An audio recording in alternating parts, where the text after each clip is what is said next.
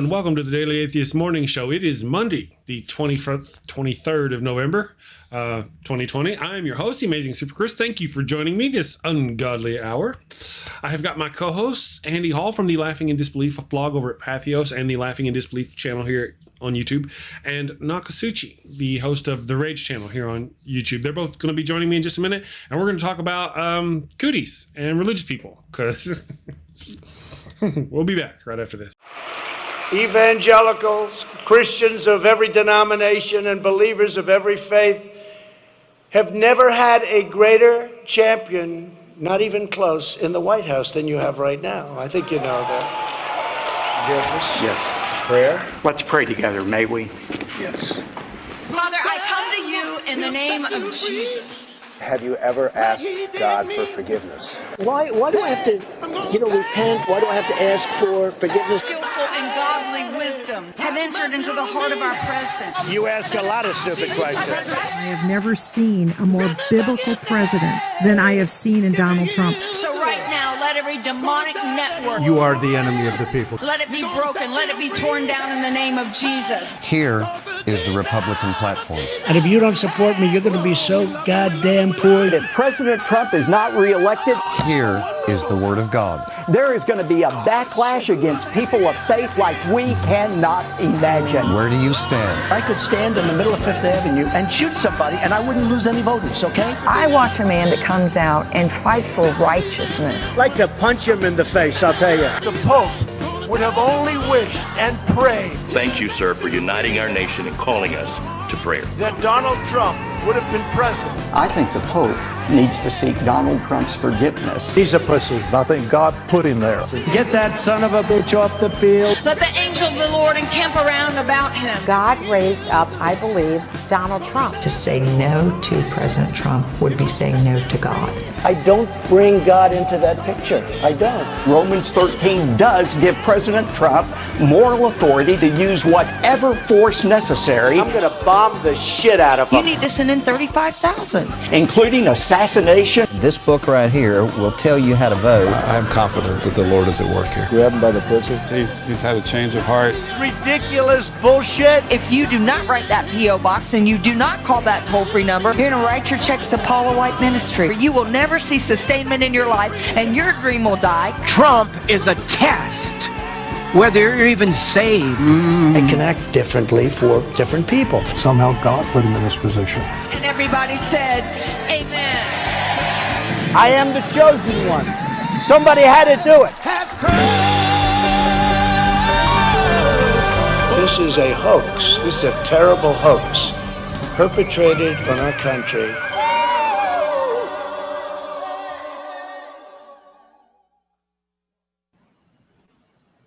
All right, good morning, everybody. Good morning, Andy and Nokasuchi. I hope you guys had a wonderful weekend. Andy, looks like you're still alive. It's dark there. Apparently there's a cloud of doom over you. There The whole is building? there are clouds of doom and raindrops of doom here in the Boston area. Yes, you are correct, sir. See, yeah. It certainly does. I like it. I like the change. It's kind of nice. We can actually see your, what's that, color in your face? You have. Is there color in my face? I cheeks. still look awfully He has pale. cheeks. Awfully pale to me, but that's just me. That's just you. Thank you for joining me this morning. Nokasuchi, how you doing, buddy? Pretty good. Waking up, getting some work done this morning. Finally getting around to it, huh? You're doing your scripted videos? Is that what you're Yeah. recording I've been stockpiling edited and scripted videos. Yeah, so it's lots and lots of work, and I'm going to be at it again until I go to my real job today. Gotcha. I've heard that you only have a few more days of active work this week. Yeah. It's I thought I was going to be losing 50% of my shifts, which were bad enough, but it ends up being about 75%. I'm going to get about 10 hours this week. So yeah. It's not like the last shutdown when people had, unemployment coming in and they didn't want to work. Everybody wants to work and there's not a lot of hours. So it's bad news yesterday when I saw that schedule. My heart dropped. Sorry to hear it, dude. Sorry to hear it. I think I've got your coffee link below, and I've also got your Patreon link below in the description below. But if you have got a link to your PayPal, would you put it in the description or in the chat, and I'll share it abroad if you don't mind, and we'll see if we can get somebody, our peeps, to help you if they can, because needs help. I think I'm more worried about next month than am so much about this month. This month I should scrape by the skin of my teeth. If this shutdown gets extended, as we all think that it probably will, then it's gonna be some tough times. I'll definitely hook you up with that PayPal account. So yeah, I appreciate it, Chris. Gotcha. Yeah. I mean, so let's say we throw it out there and somebody hooks you up with $100 and you don't use it for your bills this month. Well, that'll be $100 you don't have to worry about next month. I'm just saying. Oh yeah, definitely. Yeah, it's gonna. We're hoping we can get back to business at least as usual for the pandemic, which was 50%. But we're all suspecting this 3-week shutdown is going to probably go longer. So. It's absurd when you consider that most Americans, you see these statistics every once in a while in these articles that pop up, like a vast majority of Americans don't have $400 in the bank or $1,000 in the bank to cover like a medical expense or an emergency expense.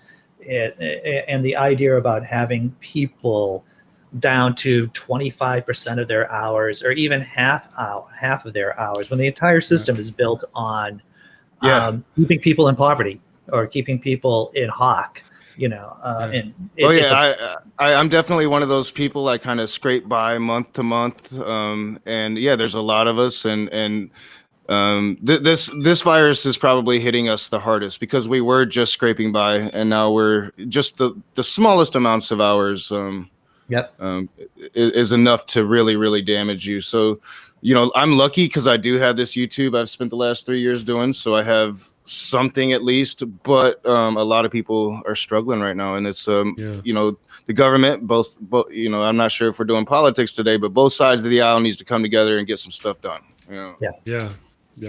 Well, I mean, the things that you're going through right now are direct results of what's happened with our politicians and the craziness that's going on over there with them and how they're blah, blah, and blah, blah. I mean, we could go on about ourselves. And we have, and I'm not against it. Before we get too far along, though, I want to say hello to everyone in the damn nation. Good morning, everybody. I hope you had a wonderful weekend. I hope you're safe and stayed cootie-free. We got 3 different YouTube channels, 20 different Facebook pages, live stream on the podcast, Twitch, Twitter. Good morning to all of you wonderful people. I hope you had a wonderful and safe weekend. We're going to talk about, I'm going to let Andy do it because Andy's good at this stuff. There was an article by Hemant Mehta that he put out, and we kind of lashed on that. It's a show. We do our hyperbole and whatnot, but we titled the show, Bishop Kills from the Grave. Now, we know that the virus doesn't really do that, but wait, there's more. Andy's going to fill you in, then he's going to tell you about the problem, and then he and I will discuss how it was still a problem. So, Andy, and go. Right. All right, go. So, Friendly Atheist from November 21st, 2020, of course. The name of the article is Church Head Dies of COVID After Open Casket Funeral for Bishop Who Died of COVID. Here it is. This seems like a natural conclusion of a story mixing religion and COVID. Last month, I'm going to try to pronounce this name. I saw that. Radovic. The last name. Radovic. I'm pretty sure on that. A bishop of the Serbian Orthodox Church died of COVID. He was 82 and had been going through virus-related health scares for weeks leading up to his death. As if that wasn't awful enough, though, when a funeral was held for him days later, it was open casket. His COVID-stricken body was right there, close to all observers, including the 90-year-old head of the Orthodox Church, Patriarch. Insert name I cannot pronounce. I'll try it. I'm brave. Patriarch Irenej. I don't know. Something like that. Irinej. Okay. And you'll never believe what happened next. And now Heaven is what quoting. happened next, Andy? Tell us. The head of the Serbian Orthodox Church, Patriarch Irenej, died in a Belgrade hospital on Friday after contracting coronavirus, according to a statement from the church. A large crowd had gathered. What's that? I said that's craziness. Crazy. I was just cheering you along. Why, thank you. You're welcome. A large crowd had gathered in front of the crowded church, with only a few attendees inside of the building wearing face coverings. Video of the service showed mourners kissing the deceased cleric's hands and forehead, as is custom. Right here, it hurts right here. None of the priests, including Irenej, who performed the liturgy, wore masks. That death was entirely preventable, but religious traditions prevented them from listening to common sense and science. There's no word yet on whether the funeral attendees were also afflicted with the virus. There was a headline from a Mississippi news outlet a few days ago saying, after big Thanksgiving dinners, plan small Christmas funerals. That's tough. That's a hard headline. Maybe there needs to be a sequel reminding people to be safe at those funerals too, or else there will be more funerals. For the sake of everyone, may Irenej's funeral be virtual. There was a comedian on Twitter that I follow, a very clever person, who said that it's somewhat ironic about white people spreading death and disease on Thanksgiving this year. yeah. So there you time go. Of joy with a disease. There's just sticking to our heritage, culture, baby, coming at you. So the first would you thing like a blanket? Anybody want a blanket? Yeah, exactly. It's scary how much we think alike, Chris, because that was exactly my reply to this particular comedian. It's like, I got some smallpox blankets here. I can get ready. So, of course, the first thing that I did was Google whether or not dead. Now, this is going to sound stupid, but I got a stupid meat brain. And it turns out other people Googled this same question, whether or not bodies can transmit COVID-19. Because Hammond made a bit of a thing about it being an open casket, and implying that for some reason that maybe a dead body could transmit the virus, which it can't. Dead bodies on their own cannot transmit COVID-19. Now, of course, if you're like licking it, if you're tonguing a dead body and you got a bunch of other people right next to you coming up, and lining who hasn't up, wanted to do that? right. Who doesn't have that, death instinctual necrophilia vibe? Don't. Yeah. Of course, carry on. Then of course that's going to be a problem, because if you're slathering your saliva, your spittle all over any surface, dead body or not, and other people are going to be licking that stuff up, then that can be a public health issue. And a big one. So it's not likely necessarily, despite the hyperbolic nature of my gif over there, it's not likely that the bishop himself actually infected anybody. But if the first that they were kissing his hand in a procession and kissing his forehead, just of a dead person to begin with, problem, warning, problem. But then, imagine, like me and Andy were talking before the show, imagine like the first person to kiss the hand in the forehead was a COVID positive individual, and they were sloppy kissers. Oh yeah. Yeah. Then you've got that's just, and they weren't masked up anyway. And then of course, so anybody in there could have got it. They had this big funeral. The head of the church, some 90-plus-year-old gentleman, paid for it. At least. See, he's the only one I think mentioned in the article, but you could almost be certain that he wasn't the only one to get it, and he probably wasn't the only one in that type of crowd who's passed away from it. He was just the big name, right? He was just the big popular headliner. Headliner. He was the headliner for the death event. Yes. So that's just kind of my thinking. You know what they need? They need some of that Pastor John Hagee. He's doing a throwback to last week. John Hagee's Jesus vaccine. That's what they need. They didn't have any of that? They did. Well, apparently, I don't know if evangelicals consider Serbian Orthodox folks to be Christians or not, because maybe they don't. I don't know. When I was religious, I know that I didn't think Catholics were Christian, but that's just me and my own crazy sect that I belong to and the thoughts I had in my head. But yeah, maybe they just need some of that there Jesus vaccine. Right. Well, I saw a picture posted by Armin Navabi.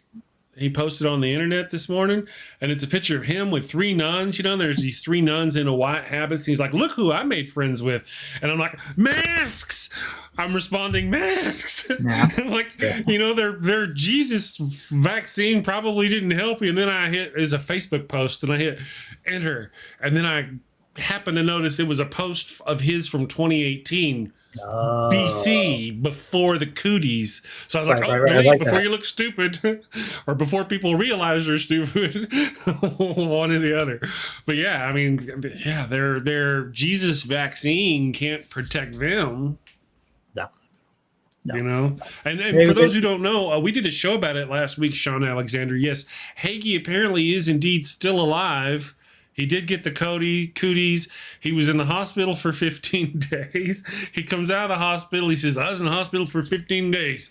Jesus brought me home. I wouldn't be here if it weren't for Jesus. Yeah. I'm like, you wouldn't be here without ICU. that's exactly my thinking. Science. I think that's what makes this whole thing is what's the most dangerous thing about COVID-19, and we're seeing it right now headed into Thanksgiving. The disease is dangerous, but it attacks our ability to be social, and we are social creatures. And I think that this has proven, the last 9 months has proven that human beings all across the world aren't willing to sacrifice being social just to save lives. And it's really sad. It's culling the herd. It's evolution. I am willing to be you might find this surprising that I'm willing to be antisocial. This crisis has completely fed into my skill set. Me too. I will completely accept that. I am naturally antisocial, so this doesn't bother me. But watching other people not being able to, talking about like, all right, I can understand one family, two families getting together for Thanksgiving, you're taking a risk, but I'm seeing people talking about, huge Thanksgiving dinners, and we're going to bring them all in and we don't care. And it's like, you're not going to have your grandma or grandpa for much longer, are you? It's I'm stealing that thing. It says after a big Turkey Day dinner, planning small funerals. I'm stealing it. Hemmant, I'm stealing it. It's like, well, that was from a Mississippi. Put that on a shirt. So I'm sorry. That was from a Mississippi newspaper. The expect a big Thanksgiving dinner and small Christmas funerals. Emmett was quoting that Mississippi newspaper. Yeah, you can steal it from anybody. The idea is just out there. Satan compels me to steal that meme. What? I don't know what anyone else is doing for Thanksgiving, but I am just having. I usually have a bunch of my friends over. And of course, I have my kids over. My kids, which are within my pod, they'll be over for breakfast, and then I'm shipping them down to my ex's house for regular dinner because this is my first. I'm sorry. I'm gonna have to mention that I'm a vegetarian. This is my first year being a vegetarian during Thanksgiving, and I'm kind of going through some issues with it. So I might just be drunk and streaming for the whole day while I'm crying. I lost. Yeah, but the alcohol will break your will, and you'll have like this chicken leg to be gnawed by the end of the night. Yeah. I'll have to go out and get some kind of chicken sandwich or turkey sandwich. But yeah, I'm not having people over. I'm not cooking a big meal. Doing a bunch of sides, and I know people who are getting on planes and flying halfway across the country to visit people, and I'm like, is it worth it? Is it worth it? I think they said 1 million people got on planes on Friday. Despite, here in America, they're saying don't do it. People bought their tickets before the new outbreak, and they're using those tickets. So, yeah, it's unfortunate. I know a lot of people are doing Zoom meetings. I think that's probably the best way right now. Do it on Zoom. Have your little TV dinner and pretend like you're having a Thanksgiving. But they're just going to make it worse, and that's exactly why these shutdowns have to happen. That's why people are struggling. Why I can't go to work right now because the idiots wouldn't wear their damn masks for 9 months. That's why I can't go to work right now. Yeah. Yeah, it's just, and it doesn't seem to, I'm hoping it'll start getting better, you know, with Joe Biden, what's that thing called they're going to use? They're going to use that thing. The science thing? The science thing. They're going to use the science thing. Maybe I shouldn't say it that loud. And we do have vaccines coming that do appear to be effective and will help. So, you know, but a new one was announced today. Yeah, so I mean, there is hope on the horizon. Yeah, there's definitely. I mean, do we trust the Brits though? With all that tea, can they be trusted? I don't know. Well, it's a sliding scale about who I trust in the world, Chris. It's a sliding scale about who I somewhat trust, the people who I definitely don't. That Russian vaccine, no, I would not. I would not. If they say milk with lemon or milk instead of lemon with Earl Grey, just to hell with them bastards. Yeah, Russian vaccine. No. A strong position, Chris, but I respect it. Well, I know I was very skeptical about the vaccines because Trump and pushing it through and all of that. But I've looked into it. I'm a little more confident now, just by what I've read. Well, let me drop this bit of socialism here. All right. So tell me if this is the most stupid thing you've ever heard, or if it's brilliant, because I think it's brilliant. I didn't think of it myself, but when I heard it, it can be both. It can be. So as we all know, there are many Americans. I've heard up to 40% of Americans who do not want to get the vaccine, right? They just don't want to get the vaccine, especially when it first comes out. So I say, I'm sorry. Go ahead. What we should do is to pay people to get vaccinated. It will increase the compliancy rate. And we give them we just give them cash. We just give them a check. Or, you go get your vaccine, you get your booster shot, you get cash. And I think that is a way to increase compliance with the vaccine. A lot cheaper than all the ICU costs. Oh yeah. I'm just saying. Just a it'll get craziness. It'll get some of those idiots who are anti-vaxxers in general, or religious nuts who don't like the vaccine. But a lot of people's belief systems can kind of be ignored when some cash is brought to them. Odd, you should be talking about that. Here's Flow State has just showed up in the chat, and you are clearly a socialist pig dog for making such a suggestion. I'm just saying. What the hell? There we go. Oh, did my thing fall? It fell. Sorry, did your thing fall? I think that's something between you and your woman. I mean, I think that's a good idea. I know they're rushing things through, but from what I've studied, they're actually doing all the trials that they're supposed to do. They're rushing them, but they're doing the trials. The trials are coming back good. I mean, as long as the vaccine's safe and it's proven to be effective, then I think that you're on. That would be the best way to really incentivize people to go and get the vaccine, because a lot of people are saying, I'm not putting the mark of beast inside of me. They're calling that, so we're going to have an issue with that. Right. Proven, if I may, to be safe by whom? What I'm saying is, do we get, oh yes, here's this Russian vaccine that Vladimir Putin guarantees is proven safe. They've got this study from Russia that proves that it's safe. No, that's all I'm saying. There's trials and there's procedures. So if they're actually going through the trials and procedures, then you can feel pretty good that it's going to be safe for you to take. Well, the thing is, there has to be transparency, right? So I could say I'm doing all kinds of tests and procedures over here, but I actually have to show my work. It's like math. It's like math class. You got to show your work.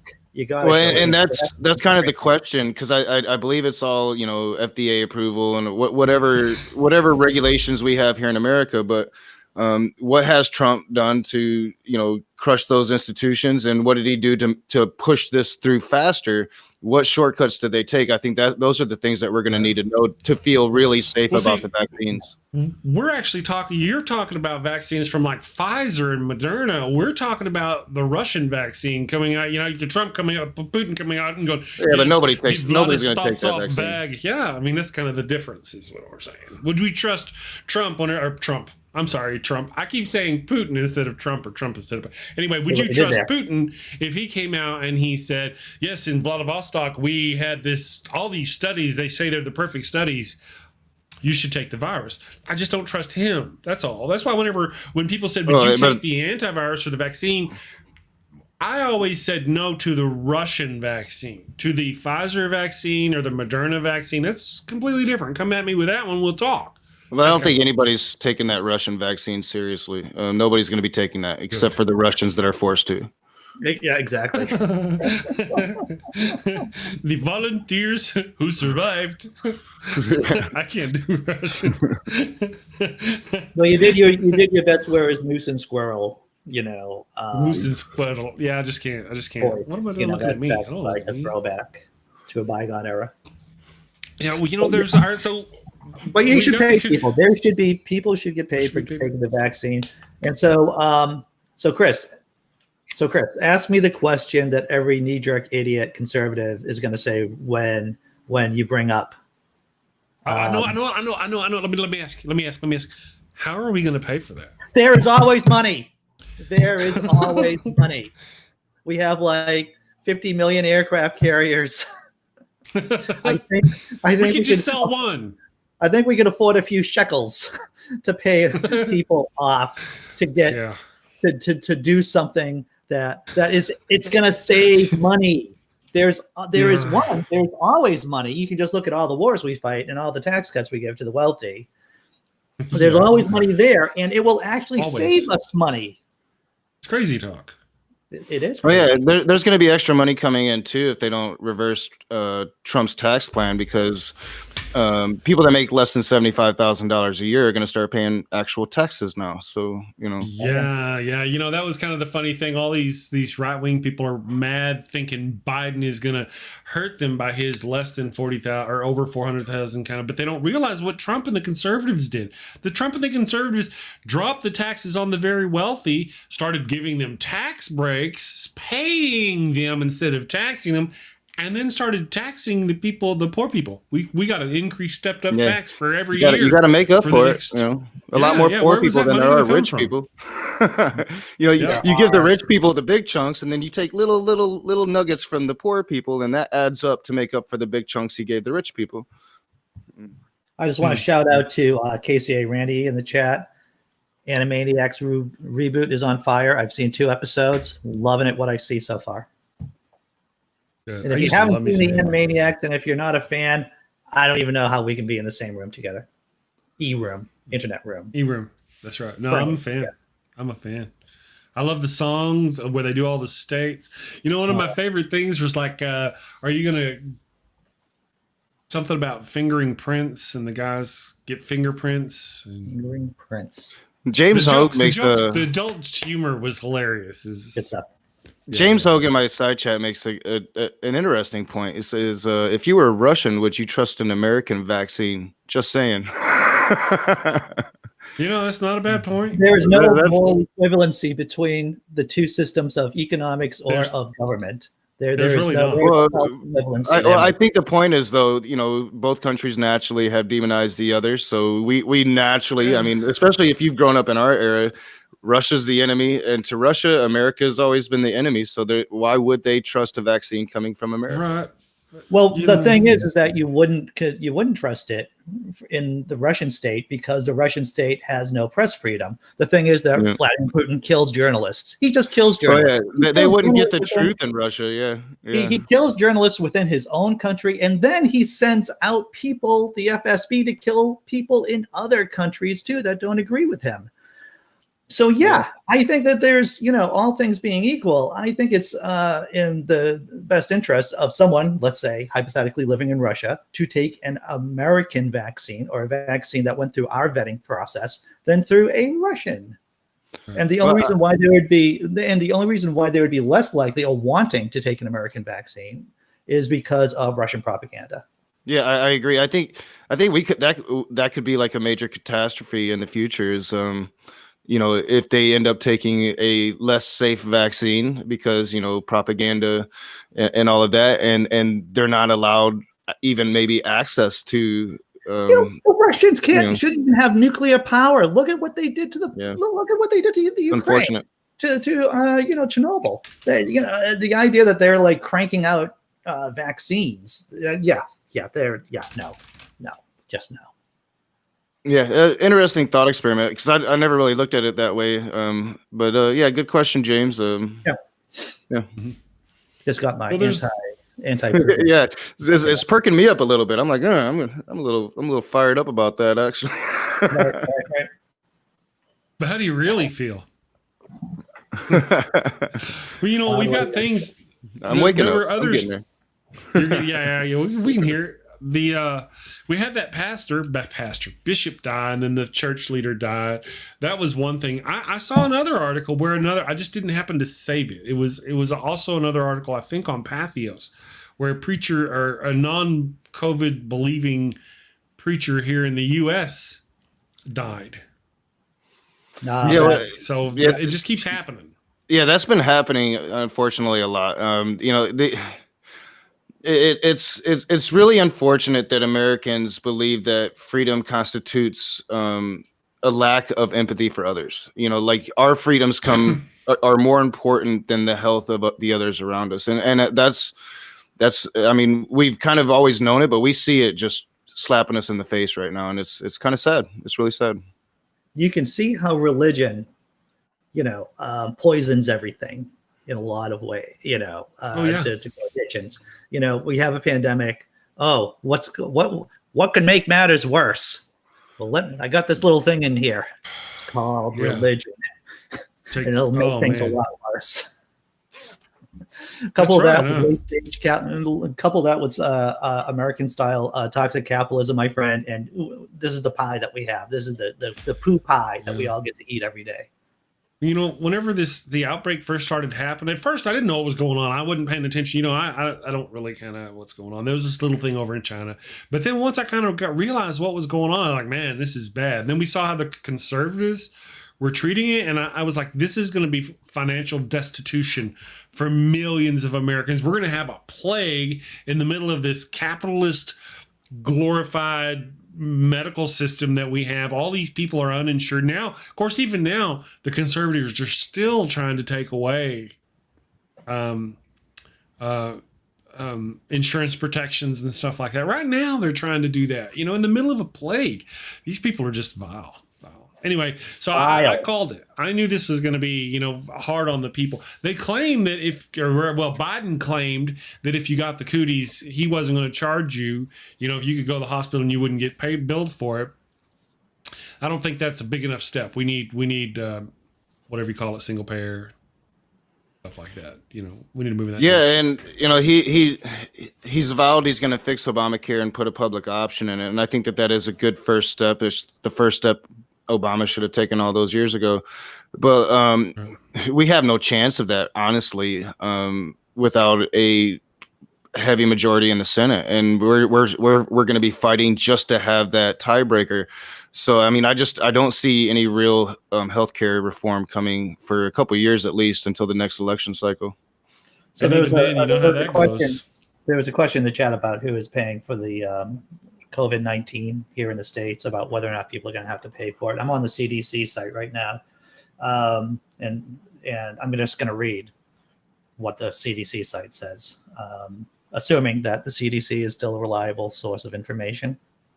Vaccine doses purchased with U.S. taxpayer dollars will be given to the American people at no cost. However, vaccination providers will be able to charge an administration fee for giving the shot to someone. Vaccine providers can get this fee reimbursed by the patient's public or private insurance company for uninsured parents by the Health Resources and Service Administration's Provider Relief Fund. So there's going to be paperwork. In theory, you'll be able to get a fee reimbursed if you are charged a fee, which is once again just, someone will be paying for it. It would just be easy if there was no paperwork, then you just come in and they would just give you $5, or they give you $20, or they give you $100 as against you. Oh, by the way, here's a fee that you're going to have to pay, fill out some paperwork to get reimbursed for it. And that's the perverse incentives that we have in this system. And this is the stupidity, It is.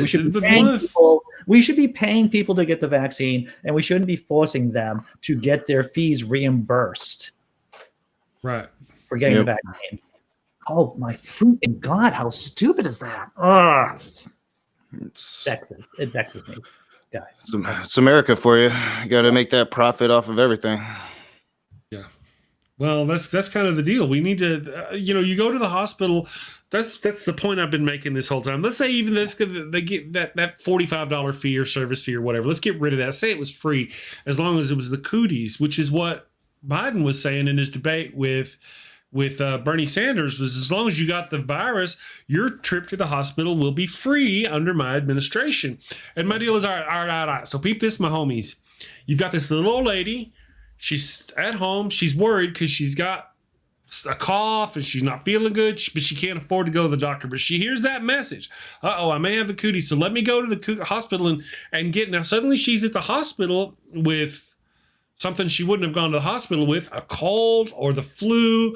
And now she has this mega hospital bill that she can't afford. Mm-hmm. Because she didn't have the cooties. But she didn't know until she got there. It's all the war on the poor here in America. That's what it is. What Andy was just talking about. Who's not going to be able to pay those administration fees? Poor people. Or you mentioned that there'll be a lot of paperwork and stuff. Well, poor people aren't going to take the time to do that. They got to go and do that struggle. It's all designed so poor people are going to be affected in a certain way. That's why our laws are designed the way they are. That's why the police work the way they do. And that's why you see these things when it comes to a life-saving vaccine is going to be very accessible for the middle and upper class, while the poor is going to have to go through a bunch of regulations to get it. And I'm talking about the really poor. I mean, they're just not going to be able to afford $45 for a damn shot. Right. Well, Andy mentioned, I think he was talking about this people get it and these people get it with their insurance paid or public, and they get it with this and with this. Just what about those uninsured people who don't have that? They're just screwed. What about you? You're just screwed. They will, if you're uninsured, in theory, that you will be able to get their fee reimbursed from a public agency. But once again, that is more hoops you have to go through. It does not. You still have to be able to afford the fee. What you want the process to be is to incentivize the behavior of getting your vaccine, and that means getting cash up front. You get your cash. You get a little bit for the first dose, and then you get a big amount for when you get your booster shot, because there'll probably be a booster shot. That would make sense. That would make sense as against to having to pay money or having to show your card or doing whatever. That's absurd. That's criminally absurd. And that's the whole reason we poured billions of dollars into it, is because it's supposed to be free to the public. This is a public health concern, and while the shot is free, then now you've got this fee and that fee. That's not free. That's a lot of people aren't going to be able to afford that. Critical Crippled asks, Dave asks, wouldn't America be better off to get the churches to distribute the vaccine? You know what? It would, but half of them don't even believe it. They got their own vaccine called Jesus. That's the problem. If we didn't have that, if churches had embraced the vaccine and the social distancing measures with the vigor they embraced, they unembraced it, they refused to do it, we would be so much better off. If we were smart, there will probably be some vaccination spots, pop-up zones, maybe in hot areas at churches. That's what I'm guessing. I mean, for churches that are not completely whacked it would out, seem. Fox News people. I mean, you would think that would be a wise choice. I will also say, mention that there will be a variation from state to state because here in this country, in the United States of America, each state has very specific rules and regulations about how they deal with their poor and how they deal with public health. So in a real blue state, in a true blue state like in Massachusetts, you'll probably be able to get in there without any questions asked and get your shot and get your booster shot. Like my COVID-19 tests were all free. Most of the time they didn't even ask me for my insurance card, and they just took down my personal information so they could call me. But if you're in a deep red state, I don't know if it's going to be that easy. I don't know what kind of expenses are going to be piled on for a vaccine. And this is what I tell my kids. This is what I tell my kids. When you think about moving or living someplace, then not only do states matter, but cities within that state matter too, because there's a difference between how COVID-19 is treated here in the city of Somerville to where I was living, where I grew up in Brockton, and so it isn't just states; it's cities within states that you have to be mindful of, which is insane. It's an insane system. And it doesn't seem to matter what they try to do. Obama, Nokasuchi said, Obama should have done this whenever he put in the ACA. Well, actually, Obama really tried to do a lot more than what we got. It's just the conservatives fought him every step of the way, and the ACA we got was the gutted down version that he could get. Otherwise, we would have a single payer. It'd all be taken, but conservatives fought that every step of the way. That's not necessarily true. That's not necessarily true. No, his first 2 years, we had a firm majority in the Senate. He chose to compromise with the Republicans. They didn't put any pressure on him. He chose to do that. No. Okay. Well, all right, well, let's. I would argue that because they went in against everything he did. You're thinking about the last 6 years of his term when they had the majority. Well, no, the thing that happened then that didn't happen now, that doesn't happen anymore, is whenever the conservatives went against him. Then actually, Democrats went against him too. It wasn't a whole party against party thing. Do they have that much of a Democratic lead in the Well, once again, we should be making a mistake with saying that the rank and file Democrats in the House and the Senate aren't corporatists. That they aren't. Agreed. We agree with that. Yeah, totally. Squeezing people for as much money as they can, because the nature of our system is that corporations give money to politicians so that they can run for office, among with a bunch of other perks too. I'm just saying the ACA we got was not the ACA we wanted. It was not the ACA it was supposed to be from the beginning. That's all. That's my only point. Yeah, that's of course, my even point. Still. No, that's my point. We were supposed to get universal health care. That's what Barack Obama promised, and he didn't deliver it. Yeah. That's kind of what I'm saying. Yeah. But my point is that he didn't deliver it because of Republican obstruction. And your point is that he just didn't deliver. Yeah, it wasn't Republican obstruction. It was moderate Democrats siding with Republicans, and it was literally just said that. I literally said you did. I said you did, but you're not listening to me. Okay.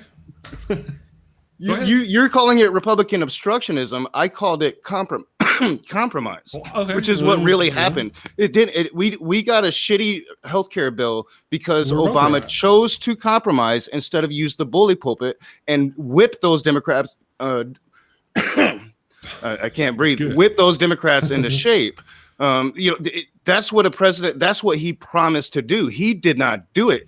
They had the majority. They had the House of Representatives. They chose not to use it. Can we get Biden to do that? We got the House of Representatives now, right? We got the House. We won't have the Senate. More than likely, we won't have the Senate now. Yeah, no doubt. I agree. Yeah, we won't have it. Yeah, but I mean, I just think that if they can do it, we can do it. They didn't. You're right. I mean, he didn't bully people. Will Biden though? He won't. He won't. No, he won't. No. This is why Biden should be his main job, of course, besides fighting off the coronavirus, should be to building up the Democratic Party, and our job as advocates is to shift the Democratic Party more to the left, and so hopefully if we do those things in 10 years, maybe it'll be a moot argument about corporatist Democrats obstructing good policies. That would be nice. Well, to what Rage has been saying, I can't argue that. I agree. I mean, what we've seen this over the few years that Trump is in office. Whenever the Democrats get in office, they want to shake hands and meet in the middle and all this stuff. When the conservatives get in office, they push it. So over the past, Obama had 8 years. He didn't do what he needed to do. He didn't push hard enough. Trump got 4 years, and he did more damage in 4 years. Just plowed it, bully pulpit, I think you called it. I mean, they did it. We need that kind of thing in our leadership on the left. We need that. Yeah, Obama we gave Obama 2 years, and he delivered a compromised healthcare bill that cost him the midterms. He did not carry through with his promise. It cost him the midterms, and it cost us power.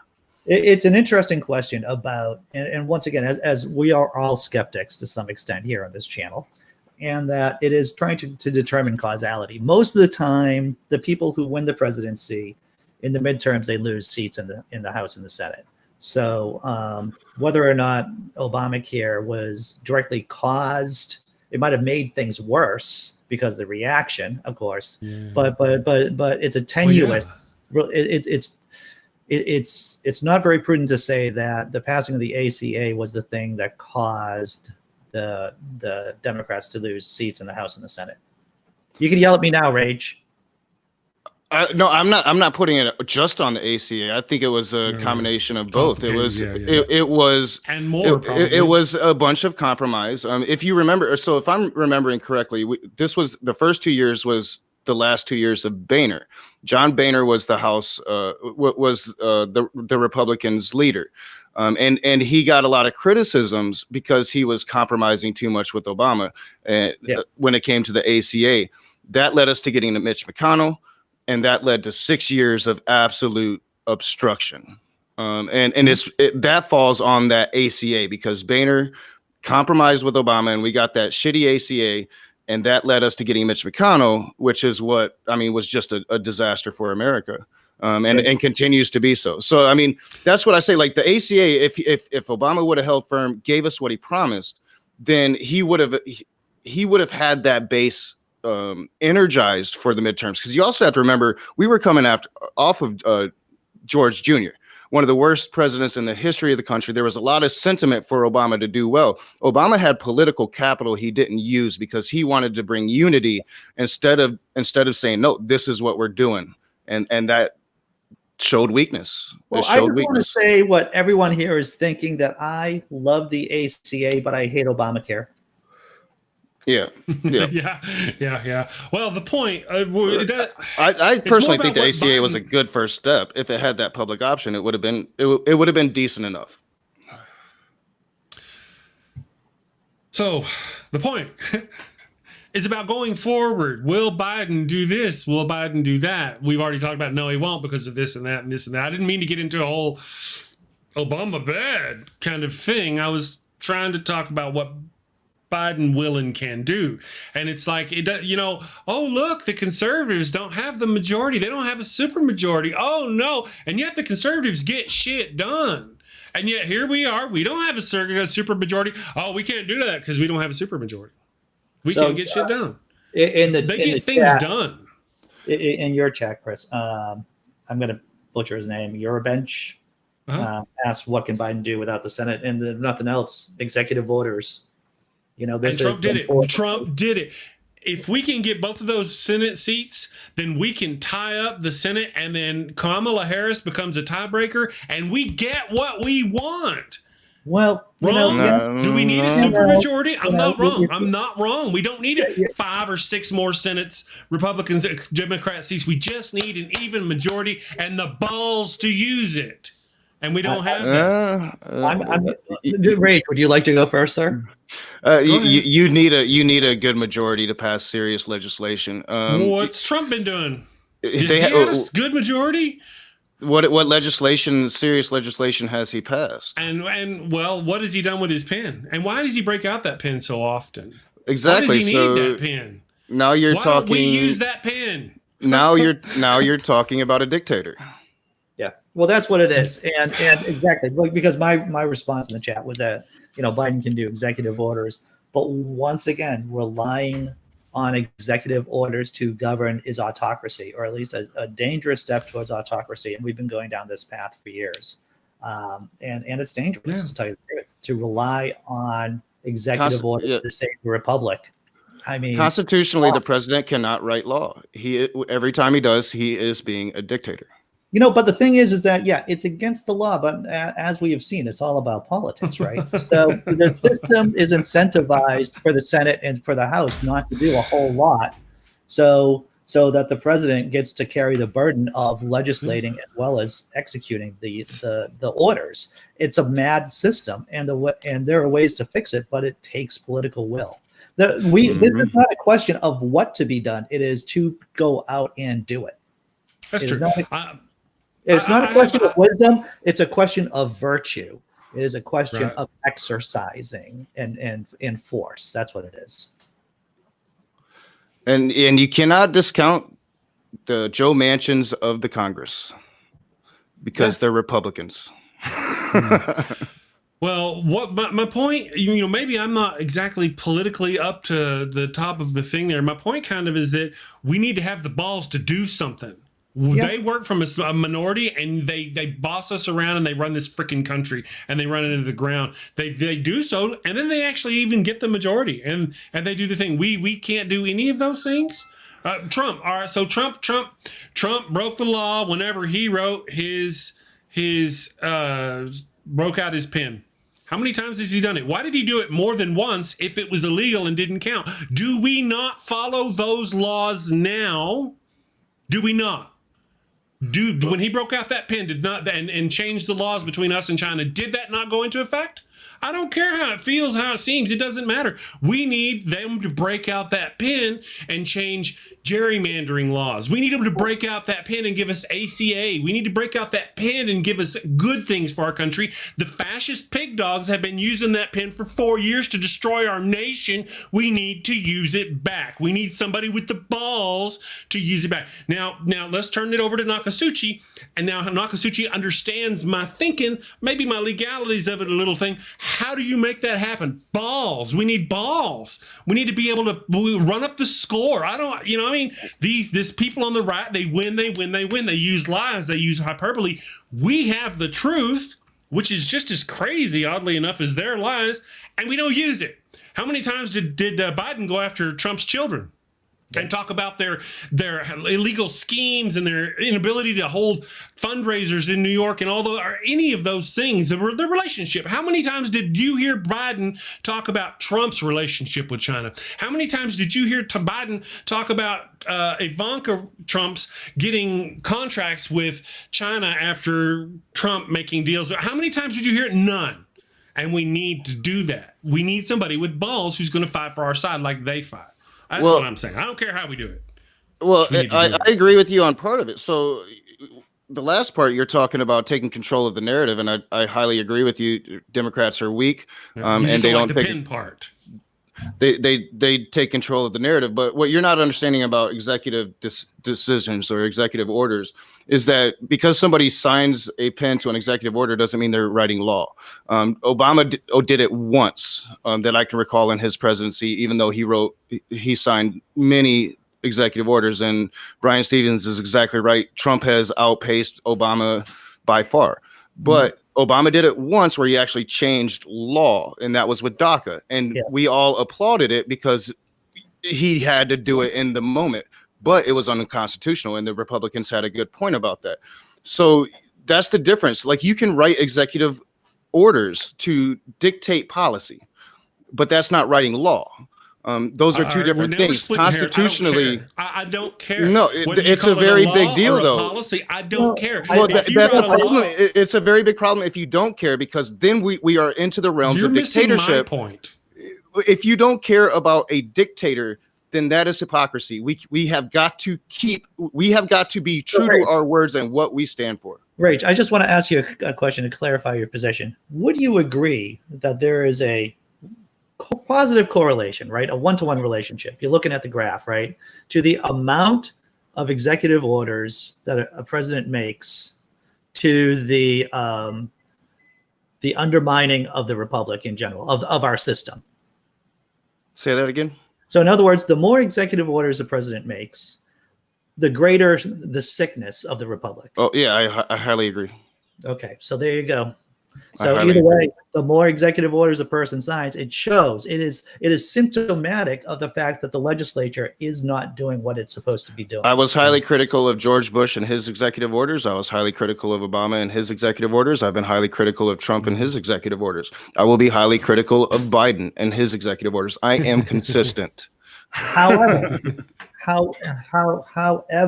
and I'm going to say this, is that in lieu of, say, and this is the finger trap that we're now in, right? Well, the finger trap now is executive orders. My point was, if that's not the way to do it, find another way, but we're going to skip that. Right. We have a constitution. If there is no other way of politically getting something done, if there's no other way that we can get something politically done, then executive orders are necessary. Sure. Yeah. And like I pointed out, Well- DACA, there's the Abraham Lincoln situation during the Civil War. Yes, there are times when you have to, as a president, lead.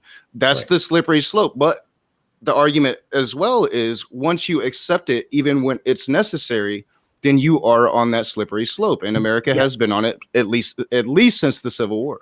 Oh, yeah. And it was the most noble of causes why Lincoln took those war powers, right? Yeah. Well, it always starts like that. It always starts like that. You know, it's necessary.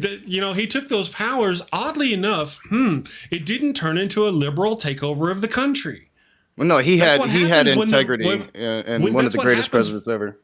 That's what happens when the right wing uses those powers. They use them to take over the country. To when the left, we want to give people health care. We want to give people college educations. We want to take some of the capitalist money grubbing out of our pharmaceutical companies and our medical industry. That's what we want. We're not trying to write laws however, whether it's a policy, a law, whatever legal navigating we need to do, we need to have the balls and start doing it. That's what I'm saying. Now, you can argue whether I'm not, oh no, that's executive. All right, fine, I don't care. Find a different way to do it. We just need to do it. We need to have somebody with balls. The idea that they're cranking out executive order is just what presidents do. That is stuck on that word again. That is naive and dangerous. That is naive and dangerous. Stuck on the word. Governors, mayors, they all have that capability. If you're the executive, you have that capability, and most abuse that power. To what you're talking about is that's what I've said all along. But we have to do it legally and within the Constitution. We cannot be the hypocrites that we call out. We have to do it legally. Okay. We have to have balls. We have to be strong, and we have to show strength, and we have to have the right of the narrative. But we have to do it constitutionally. Okay, so all it takes is a majority of X amount of Z, and you can change that Constitution to say anything. And that's what Trump is trying to do. No, it takes a lot more than a majority to change the Constitution. Yeah, it does. Okay. It takes. It takes the states and all that, right? It takes all those things. Now, 6 months ago, I said Trump was going to do this, and he wasn't going to think. I said Trump was going to talk about locking up his political opponents. No, he won't do that. He did. I said that the Trump GOP would turn in line with Trump whenever he lost this election, and they have. How many GOP senators? How many states have to convert or flip over? How many state Supreme Courts have to be politically corrupted and overturned before they can get to make an amendment to the Constitution and make almost anything where you have you have to have a constitutional constitutional convention. That's how you change the Constitution. It nearly is. No. If you don't mind, do that. You get a majority of. I don't think you need, if you're going to write a new constitution, then you need a convention. To write an amendment or to get rid of an amendment, for example, when we got rid of prohibition, we didn't need a constitutional convention. We just needed, to change the Constitution, you have to have a convention, I believe. To get a new constitution, you need but to change the Constitution as an amendment, because changing an amendment, the fight for Citizens United is to get a convention because that's the only way we can change that part of the Constitution now. So you're saying that to put in an amendment or to get rid of an amendment, we need a constitutional convention? I'm just curious because we have a constitutional amendment to get rid of to put in an amendment? No. To change the Constitution, yes. That's what I've been saying. This is getting really frustrating for me. I can hear that. No, I'm confused. Well, yeah, I mean, this is okay. Sure. All right. So, if we may, have either one of y'all been part of the fight for Citizens United? No. We've been trying to change the Constitution for about 15 years now. You have to have a constitutional convention to do that. So, did they need a constitutional convention to ban alcohol? No, that's a law.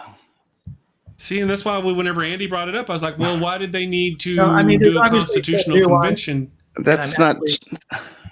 See, that's not the same thing. I don't. It's not. No. No. I got you. No. I got you, Rage. I got you. So, whenever we do a constitutional amendment, like the 19th Amendment to the Constitution, that happened. How did that happen?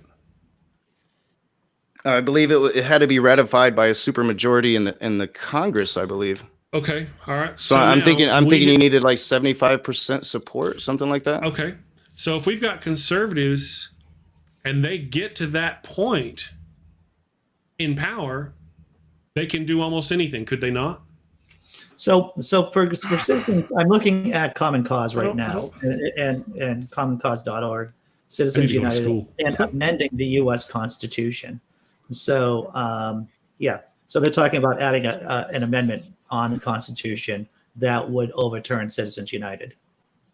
Yeah, because Citizens United is what took away our democracy. It's what made money of free speech. And just to bring everyone up to speed, Citizens United was a 2010 Supreme Court decision that allowed corporations and special interest groups to spend unlimited amounts to influence elections.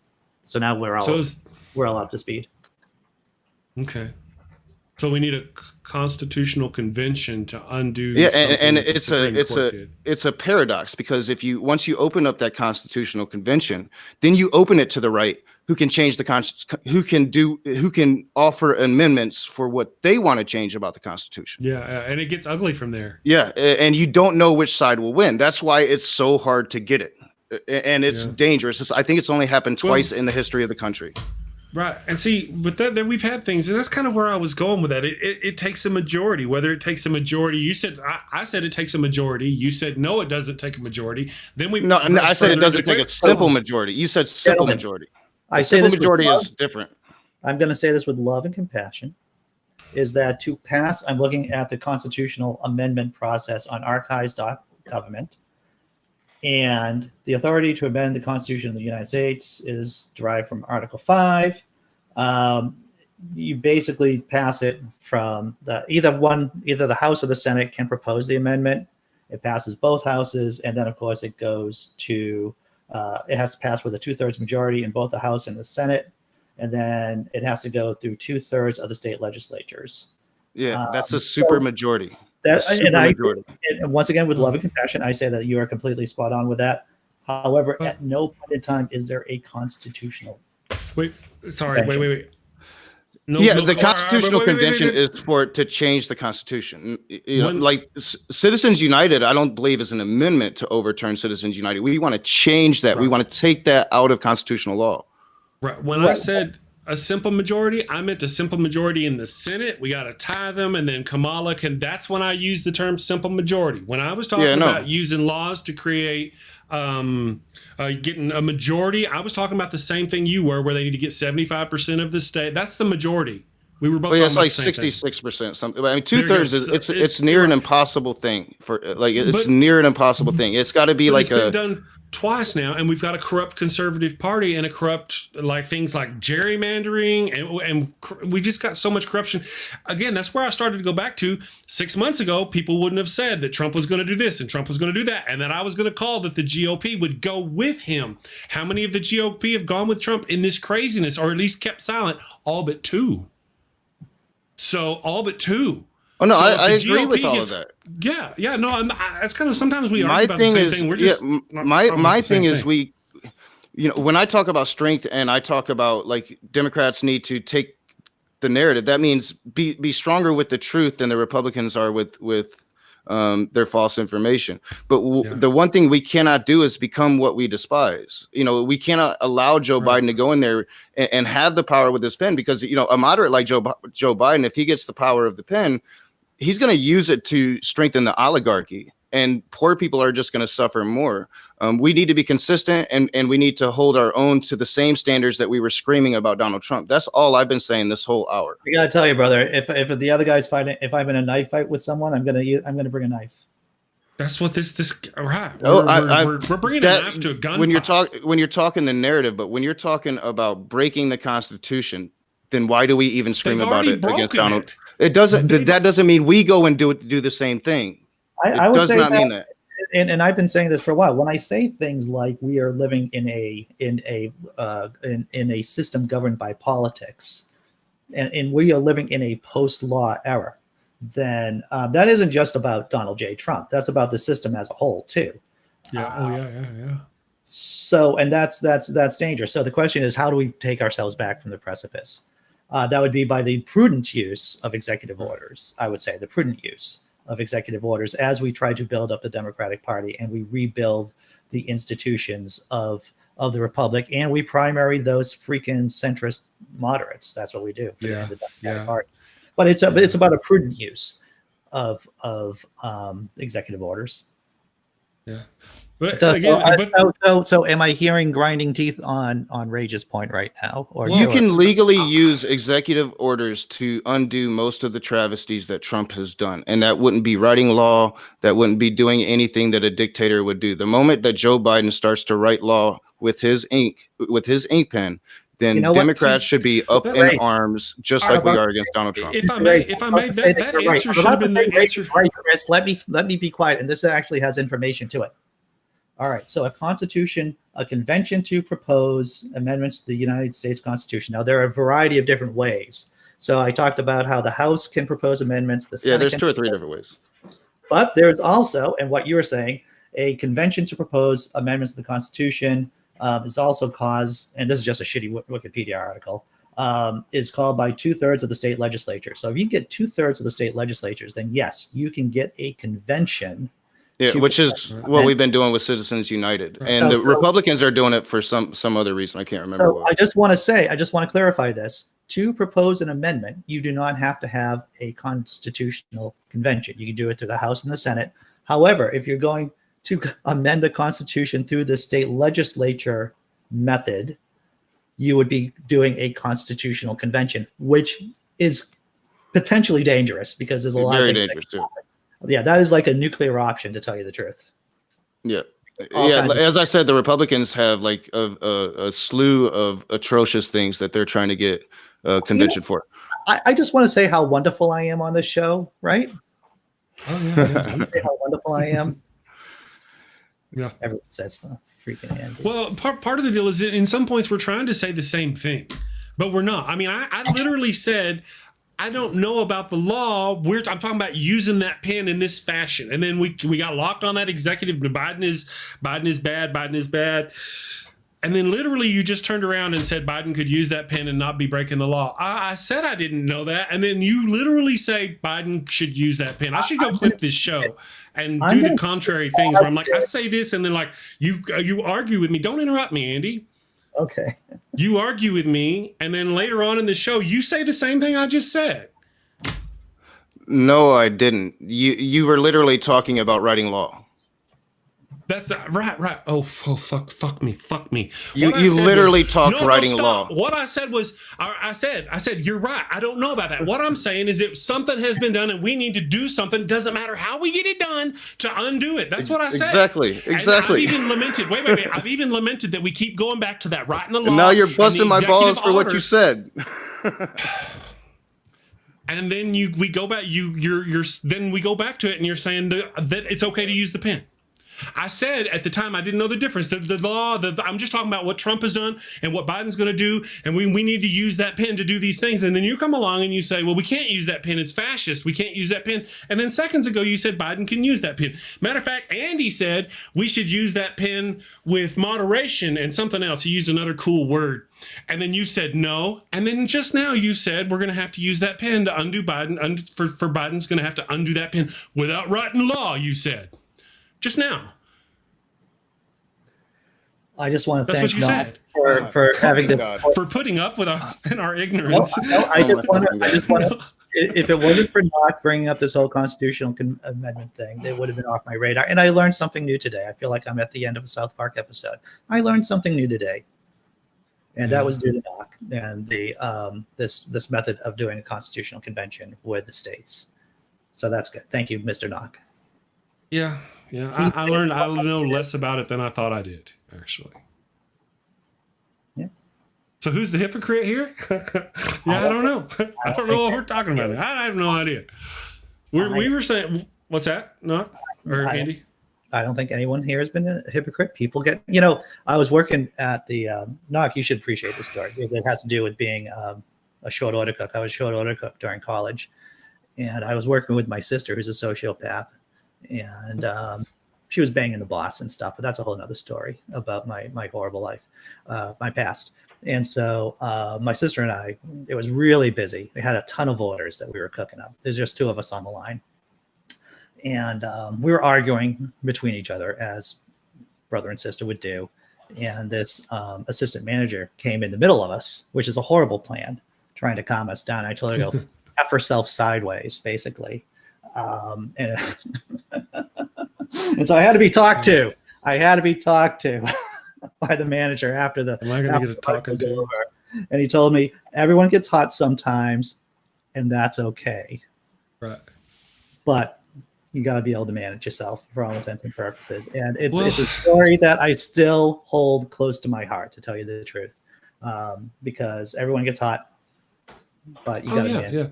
Well, sometimes I don't know something or I don't understand something, and I resist attempts to teach me. And I mean, I could actually close this show and go, listen, people, I don't know what you take away from this, but Nokasuchi's probably right. And I don't know what the hell I'm talking about, but I'm trying to understand, why is it that we can't do that? They did it. Why can't we? Why can't we do this? Why can't we do that? Now I've kind of got an understanding. He's kind of thrown some things at me and I need to mull over and stuff. I mean, I'm not trying to be difficult. It's easy. That's my point. Because the statement was we should do everything that they're doing. And my point is this: you can when a lot of the executive orders that Trump has written had nothing to do with law. It was about regulations, environmental regulations. It was when he broke the law about Dakota Access Pipeline. Joe Biden can come in and use the pen and reverse all of that. It doesn't affect law. But when you start saying do the things that they do, when you start saying he did it, we can do it, then you're talking about doing the illegal things that Trump did, and we should be doing those same things. That's what I have been arguing against this entire time. That's right. That's what he said. That's right. I agree. I mean, I already said I didn't know enough about it. I started out at that position. We need to do this. And then you said, oh, you can't do that. And then I remember specifically going, okay, well, I think the point is that we need to do things. I don't know how we need to get them done, but we need to do things. Is the pen how we need to get them done? I don't know. How do we get those things done? Which has been what I've been arguing. You use strength, but you use it legally and within the Constitution. You do not become your enemy. You do not become what you fight against. That's not winning. That's losing. So let me ask you another question. I know we're out of time. Let me ask you another question, though. If they were to get a majority of the 70% kind and just change the Constitution to where there's no more voting, it's all done through the Supreme Court. Now, that's the law now. Is that the law you fight for? Say what? That's the Constitution now. If they change the Constitution and removed voting. No, at that point, that's where the people should. At that point, that's dictatorship. That's where the people are supposed to stand. But they've changed the Constitution. The Constitution is almighty. Now the Constitution says there's no voting. It's all done through the Supreme Court. The Constitution is almighty. Now, do you support the Constitution? That's where you show them who the real power, where the real power is. That's the people. Good. Leave Knock alone, Chris. He did well. You both did well. You both acquit. You both did well today. You should be happy with that. Take the win. Right. I'm gonna be given. You get a point, Chris. You get a point. Knock. I'm getting like maybe 5 or 6 because I might be biased with this. Right. But I'm gonna give myself a couple of bonus points there. But we all learned something and we had a very fun time. Right. I did. No, again, Knock is morally correct. I think he's correct. Sometimes I got to learn. Knock and I do have some differences, though, on a few things, but I think they're marginal and they don't really. It really becomes a question about splitting hairs and. Well, yeah, you can't get into specifics in the midst of a heated argument. So when I bring in constitutional convention, we did briefly get into you can do things through the Congress, but it requires a supermajority. So what we're going to get this year is not that, right? You're not going to be able to pass healthcare, Part of the argument I was trying to make was that the conservatives are capable of attaining that supermajority. They almost did. If with effort they could. That's what I was saying. Then if they do, what happens? What would happen? It would be ugly. But like you say, it would be nearly impossible for them to do. It's nearly right? impossible, yeah. I mean, it's crazy. It's crazy to think that the only maybe reason a Republican president would not leave office or refuse to leave office. And it's crazy to think, almost impossible, that 98% of this GOP elected officials would not argue against that. That's almost impossible. I'm actually optimistic. Fuck off. No, I'm actually optimistic. I think that the GOP is showing their faces as they have now. People are on board now, but I do believe, when we look back on history, right?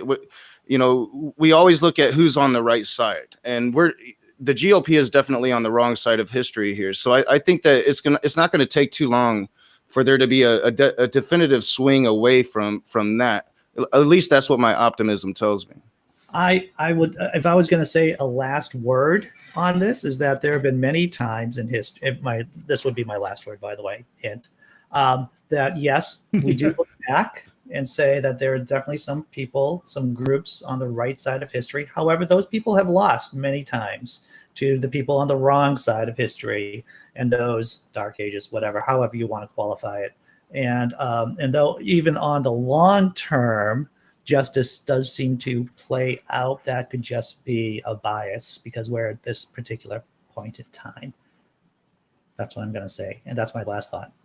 Yeah, I mean, now that we beat fascism, once fascism is out of the White House, we've got to start fighting this damn oligarchy. And Joe Biden's a representative. No, Joe Biden's no friend of mine. So neither was Obama, neither was Clinton. None of these oligarchs are. Who would? I'm a socialist. Bernie Sanders. Bernie Sanders would be a good start, but I'm like AOC Nina Turner team now. Yeah. We're moving on now. We're moving on. I power to them for sure. All right, guys. And they're already trying to tear AOC down already. They see the future. Yeah, they do. They need to see it. Well, again, we've said the Democrats fought Bernie harder than they fought Trump. Oh yeah, and they're fighting AOC right now harder. I mean, as hard as the Republicans are. That's a whole different show. We were supposed to be talking about crazy religious people and their cooties, and I was going to talk about will Biden's policies protect us from the cooties, and we got started on. I apologize. So the bear woke up. I do apologize, Chris. We're still good. We can disagree and still be friends, my man.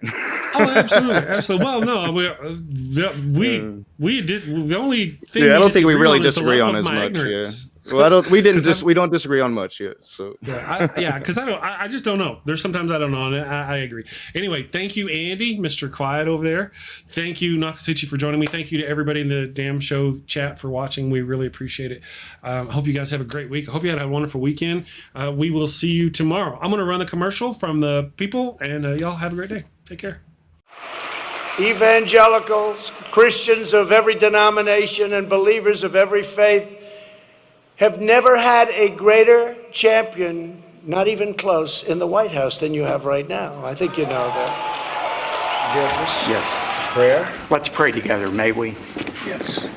Father, I come to you in the name of Jesus. Have you ever asked God for forgiveness? Why do I have to, repent? Why do I have to ask for forgiveness? Skillful and godly wisdom have entered into the heart of our president. You ask a lot of stupid questions. I have never seen a more biblical president than I have seen in Donald Trump. So right now, let every demonic network. You are the enemy of the people. Let it be broken. Let it be torn down in the name of Jesus. Here is the Republican platform. And if you don't support me, you're going to be so goddamn poor. If President Trump is not reelected, here is the Word of God. there is going to be a backlash against people of faith like we cannot imagine. Where do you stand? I could stand in the middle of Fifth Avenue and shoot somebody, and I wouldn't lose any voters, okay? I watch a man that comes out and fights for righteousness. I'd like to punch him in the face, I'll tell you. The Pope would have only wished and prayed. Thank you, sir, for uniting our nation and calling us to prayer. That Donald Trump would have been president. I think the Pope needs to seek Donald Trump's forgiveness. He's a pussy. Nothing God put him there. Get that son of a bitch off the field. Let the angel of the Lord encamp around about him. God raised up, I believe, Donald Trump. To say no to President Trump would be saying no to God.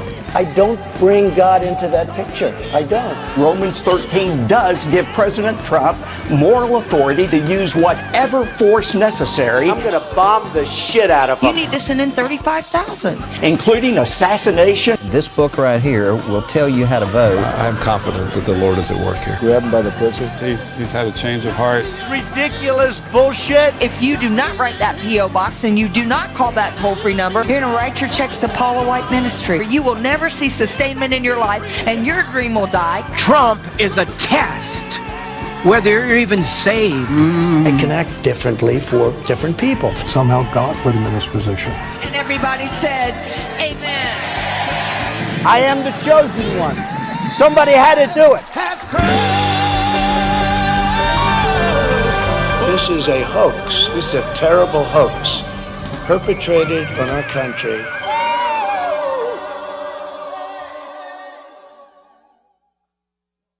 And so you get an understanding of the processes that it takes to actually make change, and it's frustrating and it's hurtful most times. Like I was telling the chat, like with the whole